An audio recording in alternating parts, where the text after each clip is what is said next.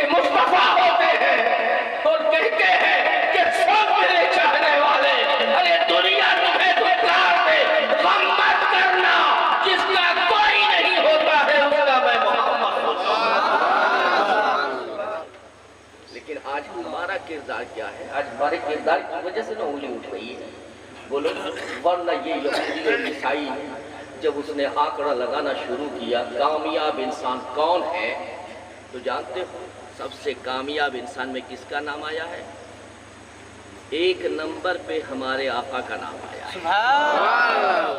ایک نمبر پر ہمارے آقا جب اعتراض کیا کہ تم یہودی ہو، تم عیسائی ہو، تم نے مسلمانوں کے نبی کو ایک نمبر پہ کیوں رکھا، تو میرے آقا کا وہ شہدہ وہ جواب دیتا ہے کہ سنو میں یہودی ہوں، میں عیسائی ہوں، لیکن جب میں نے محمد رسول اللہ کی زندگی کو دیکھا، ان کے بچپنے کو دیکھا تو کامیاب دیکھا، ان کی جوانی کو دیکھا تو کامیاب دیکھا، شادی شدہ زندگی کو دیکھا تو کامیاب دیکھا، میں نے غلاموں کے ساتھ عادت و ادوار و رابطہ دیکھا تو کامیاب دیکھا، میں نے جب دیکھا کاروبار کی دنیا میں تو اس کے ساتھ کوئی کامیاب نہ دیکھا، اور جب دیکھا جہاد کے میدان میں دیکھا تو اس جیسا کامیاب جلیل میں نے کسی کو۔ سبحان اللہ سبحان اللہ۔ یہ ہمارے سرکار کی زندگی ہے، لیکن آج ہماری وجہ سے دوست، آج ہمارے نادانی کی وجہ سے، ہمارے کم علمی کی وجہ سے، آج ہم کم علمی کی وجہ سے آج ہمارے اسلام پہ، ہمارے نبی پہ انگلیاں جواب ہم سے بن نہیں پڑتا ہے۔ کیوں؟ اس لیے کہ آپ نے کبھی مطالعہ ہی نہیں کیا۔ آج تو اتنی میڈیا اتنی پھیل چکی ہے اور اتنا آسان ہو گیا ہے کہ اب لکھنے کی بھی ضرورت نہیں ہے، آپ بس گوگل آن کرو اور اس میں ڈالو، وائس میسج ڈالو حضور صلی اللہ علیہ وسلم کی زندگی کا کہ واقعہ، حضور کا بچپنا، حضور کی جوانی، حضور کا کاروبار، حضور کا میدان جہاد، حضور کا کرنل و جنرل بننا، تو خدا کی قسم تم ادھر زبان سے نکالو گے ادھر سے وہ آ جائے گا۔ وہ آئے گا کہ نہیں؟ کبھی آپ نے کیا؟ نہیں۔ اتنے سارے موبائل ہم دیکھ رہے ہیں نا، فلانا مولانا کی تقریر ہے، بچہ فلانا مولانا کی تقریر آگے فلانا شاعر دلبر شاہی، فلانا ہر شاعر کو تم سنتے ہو، لیکن دل تھام کے بتاؤ کیا مصطفیٰ کی کبھی زندگی سنی ہے؟ کیا مصطفیٰ کا کبھی کردار سننے کی کوشش کی؟ کیا مصطفیٰ کا کبھی عادت و اطوار کو سننے کی کوشش کی؟ ارے یہ شاعر، یہ دلبر شاہی ہو یا کوئی شاعر ہو، یہ تمہارا رہبر و رہنما نہیں ہو سکتا ہے، تمہارے رہبر و رہنما مصطفیٰ جانے رہے، جن کی زندگی تمہارے لیے نمونہ عمل ہے۔ اور میں ایک واقعہ تمہارے سامنے بتاتا ہوں۔ آج ہم نے اسلام کو ایک معمولی سا پتہ نہیں کیا سمجھ لیا ہے اسلام کو، لیکن یاد رکھنا اسلام وہ ہے کہ چھٹی اسے نہ ملی جس نے سبق یاد کیا ہے، جس نے کلمہ طیبہ پڑھ لیا، اب تمہیں چھٹی نہیں ملے گی۔ اور میں تمہیں ایک واقعہ بتاؤں کہ میرے آقا صلی اللہ تعالیٰ علیہ وسلم مسجد نبوی میں صحابہ کے جماعت کے بیچ میں بیٹھے ہوئے ہیں، صحابہ چاروں طرف سے ہیں، حضور بیٹھے ہوئے ہیں، سائیڈ والے دروازے سے ایک آواز آئی، کڑکتی ہوئی آواز آئی، اے محمد! انداز تخاطب، انداز مخاطب جو کیا تھا اس نے بڑی جارحانہ انداز تھا اس کا، تو حضرت عمر برداشت نہ کر، حضرت عمر بہت جلالی تھے، برداشت نہ کر سکے، مولا علی بہت یہ تھے چلا برداشت نہ کر سکے، حضرت عمر حضرت علی نے تلوار کھینچ لیا۔ سرکار نے پلٹ کے دیکھا ایک بوڑھی عورت ہے، کہتے سبحان اللہ، سبحان اللہ، بوڑھی عورت ہے، بال بکھرے ہوئے ہیں، کپڑے پھٹے ہوئے ہیں، گندا کپڑا ہے، اور وہ آواز دے رہی ہے۔ حضرت عمر کا مزاج حضور نے دیکھا، حضرت علی کا مزاج دیکھا، اور دیگر صحابہ کا مزاج دیکھا، سب نے تلوار کھینچ لیا۔ حضور نے ارشاد فرمایا رک جاؤ، تلوار میان میں ڈالا، تلوار میان میں ڈالا، حضور اٹھے، تشریف لے گئے. کیا بات ہے؟ اس نے کہا ہے محمد مجھے تم سے کام ہے، چل میرے ساتھ. اور حضور کا ہاتھ پکڑا لے کے چلی شہر سے باہر چلی گئی. پٹ میدان میں جہاں کوئی پیڑ نہیں، کوئی سایہ نہیں، وہاں ایک جگہ کھڑا کر دیا اور نیچے بیٹھ گئی اور کنکر چنتی تھی پھینکتی تھی، کنکر چنتی تھی پھینکتی تھی اور خود ہی اپنے من میں بات کرتی تھی. حضور اس کی ادا کو دیکھ رہے مسکرا رہے ہیں، اس کی ادا کو دیکھ رہے مسکرا رہے ہیں. ایمانداری سے بتانا، آج اگر میری ماں کی یہ حرکت ہو تو برداشت کر لیں. ایمانداری سے اگر باپ ماں کو لے جا کے کھڑا کر دے اور یہ حرکت کرے تو کیا ہم برداشت کریں گے؟ لیکن کردار ہے، نبی کا کردار تھا. اسلام اسے کہتے ہیں. میرے عزیز میرے دوست، سرکار خاموشی سے مسکرا رہے ہیں، دیکھ رہے ہیں، اس کی ادا کو دیکھ رہے ہیں، اس کی حرکت کو دیکھ رہے ہیں اور مسکرا رہے ہیں، کچھ بول نہیں رہے. اور جب اس نے گھنٹوں وہ اپنے من کی کرتی رہی، گھنٹوں بعد اس نے کہا اے محمد چل میرا کام ہو گیا. لے کر کے آئی. ادھر صحابہ پریشان تھے، مسجد نبوی میں صحابہ پریشان تھے، ایک دوسرے سے کہہ رہے تھے کہ کہاں چلے گئے، سرکار کو لے کے کہاں چلی گئی وہ ضعیفہ. لیکن حضرت عمر اور یہ سارے صحابہ جیسے ہی مسجد نبوی کے باہر آئے تو دیکھا سرکار کائنات صلی اللہ علیہ وسلم تشریف لا رہے ہیں تو خوش ہو گئے. آگے بڑھ کر کے سرکار سے مصافحہ معانقہ کیا. کہا یا رسول اللہ کہاں چلے گئے؟ کہا اسے کام تھا یہ لے گئے. کوئی شکوہ نہیں، کوئی ناراضگی نہیں، کوئی غصہ نہیں. آج ہماری ماں کی یہ حرکت کرے، ہمارا بڑا بھائی یہ حرکت کرے، ہم لڑنے مرنے کے لیے تیار ہو جائیں گے. ہمارا باپ اگر اس طرح سے کہے، ایک مرتبہ مارکیٹ سے آئے، دوسری مرتبہ باپ کہے کہ جاؤ پھر مارکیٹ جا کے یہ سامان لے آؤ، تو ہم کیا کہتے ہیں؟ بولو بولو میرے عزیز بچوں، سنو ایک حدیث یاد آئی. سنو سنیں گے. جی ایک حدیث آ گئی حضرت عبداللہ ابن عباس سے. ایک آدمی نے، ایک نوجوان نے پوچھا کہ ماں باپ کا مقام بتا دیجیے، ماں کا مقام کیا ہے، باپ کا مقام کیا ہے؟ حضرت عبداللہ ابن عباس نے کہا کہ نہیں بڑی لمبی بحث ہے. کہا نہیں کچھ تو بتا دیجیے. کہا بہت لمبی بحث ہے، بہت دیر لگے گی. کہا اچھا ایک بات بتائیے، ماں باپ کی فرما برداری کے متعلق تو آپ یہ کہہ رہے ہیں، یہ بھی بتا دیجیے، اتنا ہی بتا دیجیے کہ ماں کی نافرمانی یا باپ کی نافرمانی کا کیا معاملہ ہے. تو غور سے سننا جوانوں میرے عزیز بچوں، ادھر دیکھو، میری طرف دیکھو. یہ بچہ ہے بیٹا، موبائل بعد میں دیکھنا، پہلے میری طرف دیکھو، میری طرف دیکھو. سرکار حضرت عبداللہ ابن عباس نے ارشاد فرمایا سنو، بحث تو بڑی لمبی ہے لیکن ایک حدیث ہم سنا دیتے. کہا ایک حدیث سنا دیجیے. تو سرکار عبداللہ ابن عباس ارشاد فرماتے ہیں گرمی کا دن ہے، تپتے ہوئے دھوپ میں باپ بھی کھڑا ہے، بیٹا بھی کھڑا ہے چوراہے پہ، روڈ پہ. گرد و غبار اڑے ہیں اور وہ گرد و غبار اڑتا ہوا بیٹا کے کپڑے پہ لگ گیا ہے نا. دوپہر کے ٹائم میں دھول دھکڑ اڑا اور وہ آ کر کے کپڑے پر لگ گیا.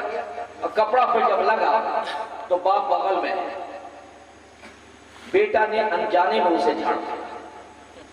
غور سے سنا میرے عزیز دوستو، انجانے میں اس کپڑے کو، اپنے کپڑے کو جھاڑا. انجانے میں اس کی یہ خواہش نہیں تھی کہ یہ گرد و غبار جو ہے میرے باپ کے جسم پہ چلا جائے. اس کی یہ خواہش اور اس کا یہ مطلب نہیں تھا کہ میرے جسم سے جو اڑے گرد و غبار وہ میرے باپ کے کپڑے پہ چلا جائے، نہیں، بلکہ اس نے انجانے میں جھاڑا اور وہ گرد و غبار ہوا کے دوش پہ، ہوا چلی، ہوا کے دوش پہ اڑ کر کے باپ کے کپڑے پہ چلا گیا. عبداللہ ابن عباس کہتے ہیں میرے آقا نے ارشاد فرمایا قسم ہے رب ذوالجلال کی، وہ بیٹا گرچہ انجانے میں کیا ہے، جان کے نہیں کیا، انجانے میں کیا ہے، لیکن انجانے میں کیا اور وہ گرد و غبار اگر باپ کے کپڑے پہ چلا گیا تو اللہ کی بارگاہ میں وہ مجرم قرار دیا جاتا ہے. سبحان اللہ. اللہ کی بارگاہ میں وہ معتوب ہو جاتا ہے، اللہ کا عذاب اس پہ نازل ہو جاتا ہے. اور ذرا غور کرو میرے عزیز میرے دوست، آج ذرا سا تھوڑے سے بڑے ہوئے چلنا صحیح طور سے آ گیا، اب آپ کو جواب دینا ہم نے شروع کر دیا، چلنا شروع ہوئے ہیں، ابھی کتابیں ہم نے ہاتھوں میں پکڑی ہے، ہم نے جواب دینا شروع کر دیا ہے، تو بتاؤ اس بچے پہ اللہ کا عذاب نہیں نازل ہوگا، اللہ کا عذاب نازل نہیں ہوگا تو ثواب کہاں سے ملے گا؟ وہ بچے کامیاب کیسے ہوں گے؟ میرے عزیز، میرے دوست، میرے پیارے اسلامی بھائی، ماں کا بھی الگ کرو، باپ کا بھی اسی طرح سے الگ کرو۔ ماں کا مقام بلند ہے لیکن باپ کا مقام کم نہیں ہے۔ لوگ کہتے ہیں کہ ماں کے قدموں کے نیچے جنت ہے، کہتے ہیں نا؟ کیا کہتے ہیں؟ ماں کے قدموں کے نیچے جنت ہے، ماں کو حلوہ کھلائے جنت مل جائے، اور باپ کو ایک پھوٹی کوڑی نہ دے، باپ کو رلائے۔ تو سنو، مصطفیٰ کی حدیث یہ بھی ہے کہ ماں کے قدموں کے نیچے اگر جنت ہے تو باپ جنت کا دروازہ ہے، ماں کے قدموں کے نیچے جنت ہے تو باپ جنت کا دروازہ ہے۔ اور سنو، جنت میں کوئی دیوار نہیں ہے، جنت میں کوئی کھڑکی نہیں ہے کہ اچھل کود کر کے چلا جائے گا، جانا ہے تو اسی باپ کے راستے سے جانا ہے، اسی دروازے سے جانا ہے۔ اگر باپ کو ناراض کر دیا تو تیرے لیے جنت کا دروازہ بند ہو گیا۔ ہزاروں سال تو ہزاروں سال خانے کعبہ میں عبادت کرتا رہے، حج پہ حج کرتا رہا، نماز پہ نماز پڑھتا رہا، قربانی پہ قربانی کرتا رہا، لیکن سن، کروڑوں کی جائیداد صدقہ کر دے، لیکن تیرا باپ اگر ناراض ہے، تیری ماں اگر ناراض ہے تو سب کچھ تیرا برباد ہے، جنت کا دروازہ کھلے گا ہی نہیں، تو جنت میں چلا جائے گا؟ نہیں نا۔ اب سنو جو میں بتا رہا تھا، سرکار کائنات صلی اللہ علیہ وسلم نے ارشاد فرمایا کہ اسے کام تھا، یہ لے کے گئی تھی، میں اس کے ساتھ چلا گیا تھا۔ اب سرکار حضرت عمر فاروق آگے بڑھے اور سیدنا عمر فاروق رضی اللہ تعالیٰ عنہ نے ارشاد فرمایا، یا رسول اللہ یہ پگلی ہے نا؟ کیا کہا؟ پگلی ہے۔ یا رسول اللہ یہ پگلی ہے، اس کی کوئی سنتا نہیں ہے، اس سے کوئی گفتگو نہیں کرتا ہے۔ تو دیکھو، پاگل کو سب کچھ کہہ دو برداشت کر لے گی، لیکن پاگل کو اگر پاگل تم نے کہہ دیا تو وہ لڑ پڑے گی، ہے نا؟ تو یہ جملہ اس کو بہت برا لگتا ہے۔ جیسے حضرت عمر فاروق رضی اللہ عنہ نے ارشاد فرمایا کہ یا رسول اللہ یہ پگلی ہے، اس کی کوئی سنتا نہیں، اس سے کوئی گفتگو نہیں کرتا ہے، تو اس نے تڑپ کر کے سرکار کا دامن پکڑا، کہا اے محمد دیکھ تیرا دوست اس کو پگلی کر رہا ہے۔ آنکھوں میں اس کے آنسو آئے اور اس نے رو کے کہا اے محمد دیکھ تیرا دوست مجھ کو پگلی کرتا ہے۔ سرکار نے پلٹ کے حضرت عمر کو تنبیہ فرمائی اور ارشاد فرمایا سن عمر، اسے پگلی مت کہہ، ارے میں وہ محمد ہوں جو رحمت للعالمین بنا کے بھیجا گیا ہوں۔ سنو، جس کی کوئی نہیں سنے، جس سے کوئی گفتگو نہیں کرتا ہے، جس کی کوئی نہیں سنتا ہے، اس کا میں محمد اور کہا ارشاد فرمایا سن، تو اس نے تڑپ کے رو کے کہا اے محمد ہم سے کوئی بات نہیں کرتا، مدینہ کی گلی میں ہم سے کوئی گفتگو نہیں کرتا، مدینہ کی گلی میں ہم سے کوئی بات نہیں کرتا ہے، ہم سے کوئی ملتا نہیں ہے، ہم سے کوئی گفتگو نہیں کرتا ہے، تنہائی میں بیٹھی رہتی ہوں۔ میرے آقا تڑپ گئے، سر ہاتھ پہ رکھا، ارشاد فرمایا کہ سن، اگر تجھے بات کرنا ہو، تجھے گفتگو کرنی ہو، تجھے کچھ کہنا ہو، رات کی تاریکی میں بھی چلی آئے گی، میں تمہاری بات سنوں۔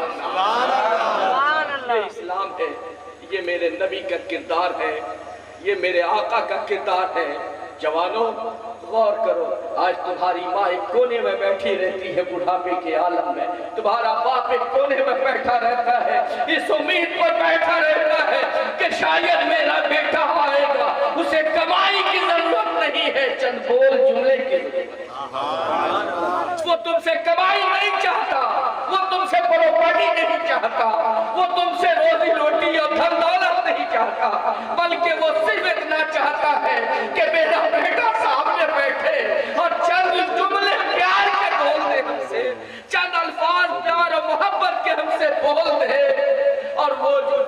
بولتا ہے بچہ تو پھر دل سے دعا نکلتی ہے اس بچے کے۔ میرے آقا نے ارشاد فرمایا سنو، جس طریقے سے تم اپنے بچوں کے ساتھ کھیلتے ہو، کھیلتے ہیں نا؟ نہیں کھیلتے ہیں؟ اللہ سلامت رکھے آپ کے بچوں کو۔ چھوٹا بچہ رہتا ہے، کبھی اس کے لیے گھوڑا بن جاتے ہیں، سمجھتے ہو کہ نہیں؟ کبھی گھوڑا بن جاتے ہیں، کبھی کاندھے پہ سوار کرتے ہیں۔ وہ جیسے جیسے کہتا ہے تم ویسے ویسے کرتے ہو اس کی خوشی کے لیے۔ ذرا غور کرنا میرے عزیز میرے دوست، توجہ دینا۔ اس کی خوشی کے لیے کبھی گھوڑے بنتے ہو، اس کی خوشی کے لیے کبھی کچھ اور بن جاتے ہو، اس کی خوشی کے لیے کبھی چڑیے کی آواز کو نکالتے ہو، کبھی بلی کی آواز نکالتے ہو، اس کی خوشی کے لیے کاندھے پہ بٹھا کر کے اسے چلتے ہو۔ اس کے نیچے جنت نہیں ہے تیری جنت تیرے ماں کے قدموں میں، تیری جنت تیرے باپ کی رضا میں ہے۔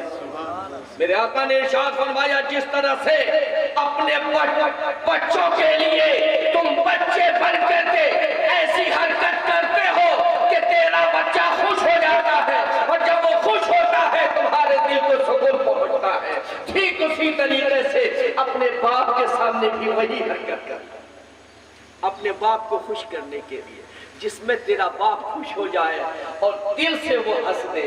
جس دن دل سے وہ ہنس دیا سمجھو اللہ تمہاری خطا کو بخش دیا، اللہ تمہارے گناہ کو بخش دیا۔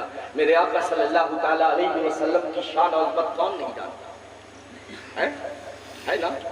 آپ جانتے ہیں نا میرے آقا سے بلند و بالا کوئی ہے؟ نہیں نہ ہے۔ لیکن سنو، میرے آقا صلی اللہ تعالیٰ علیہ وسلم مسجد نبوی میں تشریف فرما ہے، صحابہ کا جھرمٹ ہے، تیزی سے بہت جھٹکے سے اور تیزی سے ایک بندہ گزرا پیچھے سے، میرے آقا کھڑے ہو گئے، میرے آقا کھڑے ہو گئے۔ صحابہ نے کہا یا رسول اللہ ہم لوگوں نے تو دیکھا ہی نہیں، یہ کون گزری؟ آپ کھڑے ہو گئے، کہا میری ماں حلیمہ سعدیہ تھی۔ میری ماں، تم کبھی آئے بیٹھے رہے، ماں آتی ہے کبھی اٹھتے ہو؟ بولیے، باپ آتے ہیں کبھی اٹھتے ہو؟ اور پیر پھیلا کے سو جاتے ہیں اور ٹیک لگا کے سو جاتے ہیں۔ میرے آقا کھڑے ہو گئے، کہا کون؟ کہا حلیمہ سعدیہ تھی۔ کہا یا رسول اللہ ہم آپ کا بچپنا سننا چاہتے ہیں، میرے آقا ہم آپ کی میلاد سننا چاہتے ہیں کہ جب حلیمہ سعدیہ آپ کو مکہ سے لے کے گئی تھی تو آپ کے واقعات سننا چاہتے ہیں، آپ کے کردار کے متعلق جاننا چاہتے ہیں، سیرت کے متعلق۔ میرے آقا صلی اللہ تعالیٰ علیہ وسلم نے سلمان فارسی کو بھیجا، سلمان فارسی بلا کر کے لائے اور سرکار نے اپنی کملی بچھا دیا، بچھا کر کے آج ذرا غور کرو کہ میرے دوست آج اگر لاکھ روپیہ کمانے والے ہو جاتے ہو، ماں کا ادب، باپ کا ادب ختم، بلکہ ماں کو باپ کو آرڈر دیتے ہو، یہی موٹھا بڑی سے گوشت لے لیجیے گا، موٹھا بڑی سے جا کے سودا لے آؤ، سبزی لے آؤ، یہ لاؤ وہ لاؤ، یہ کہتے ہیں کیوں؟ اس لیے کہ تمہارے ہاتھ میں پیسہ آ گیا ہے، لیکن تم نے یہ نہیں سوچا کہ یہ پیسہ اگر آیا ہے تو اسی ماں باپ کے صدقے میں اللہ نے دیا ہے، اسی ماں باپ کے دعاؤں کے صدقے میں تیرے پاس آیا ہے۔ میرے عزیز میرے دوست،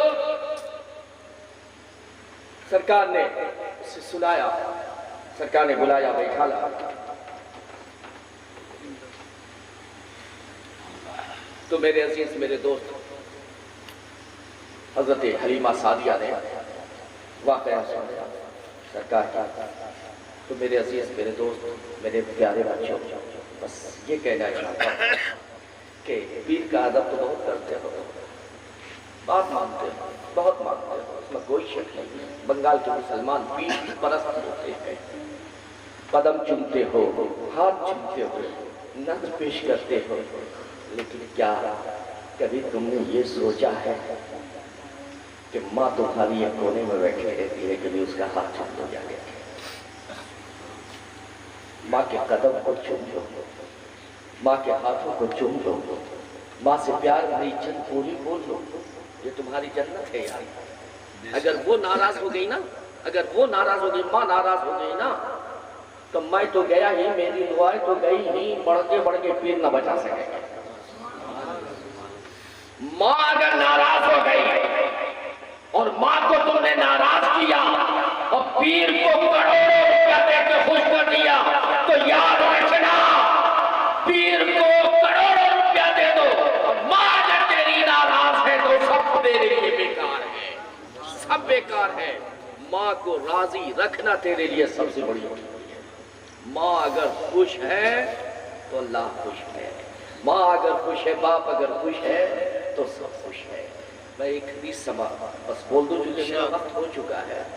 سرکار نے ارشاد فرمایا من زار قبر ابویہ او احدہما فی کل جمعۃ غفر لہ وکتب البرہ.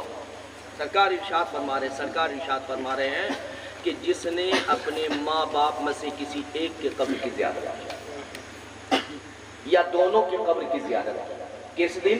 جمعہ کے دن. سرکار ارشاد فرماتے ہیں غفر لہ، اللہ اس کی تمام خطا گناہ کو بخش دے گا. اب دیکھو وہاں پہ ماں کا مقام بس یہ سمجھو، ماں کا مقام سمجھو، ماں کے مکھڑے کو نہ دیکھا ہے. سرکار نے ارشاد فرمایا جس نے ماں یا باپ کے قبر کی زیارت کی، یعنی قبر کو دیکھا، کس کے؟ ماں یا باپ دونوں میں سے کسی ایک کے قبر کو دیکھا. ماں نیچے ہے اور اس سے مٹی جڑی ہے، پٹون جڑا ہے، پٹون کے اوپر مٹی ہے، منو مٹی کے نیچے ہے. مصطفیٰ کہتے ہیں سنو، جس نے ماں کے مزار کے قبر کے مٹی کو دیکھ لیا خدا اس کی پچھلی خطا کو بخش دیتا ہے. پڑھنا نہیں ہے، وہاں جا کر کے قرآن پڑھو گے تو اس کا درجہ الگ ہے، بلند ہے، انکار نہیں ہے، لیکن سرکار صرف ارشاد فرماتے ہیں کہ وہ دیکھ لے محبت سے. تو جو قبر کو دیکھے پچھلی خطا معاف کر دے رہا، جو ماں کو صبح میں اٹھ کر کے سلام کرے، ماں کے چہرے کو دیکھے، باپ کے چہرے کو دیکھے، قدم بوسی کرے، یقین جانو خدا اس کے خطا کو بخش دیتا ہے، خدا اس کے گناہ کو بخش دیتا ہے. کہ محمد سے وفا تو نے تو ہم تیرے ہیں، یہ جہاں چیز ہے کیا لوح و قلم دے رہے ہیں. اللہ کی بارگاہ میں دعا ہے کہ اللہ رب العزت ہم سب کو ماں باپ کا بھی فرما بردار بنائے، اللہ رسول کا بھی فرما بردار بنائے، اور اپنے سے بڑوں کا ادب کرنے کی توفیق عطا فرمائے، اپنے سے چھوٹوں پہ شفقت کرنے کی توفیق عطا فرمائے، پڑوسیوں کے حقوق کو ادا کرنے کی توفیق عطا فرمائے، سماج کے حقوق کو ادا کرنے کی توفیق عطا فرمائے، اور ہمارے پورے سماج میں آپس میں اتفاق و اتحاد عطا فرمائے. انانیت کا ہمیں غلام نہ بنائے، ہمیں انا پرست نہ بنائے، توہم پرست ہمیں نہ بنائے، بلکہ ہمیں انا کا غلام نہ بنا کر مصطفیٰ کا اللہ غلام بنا دے.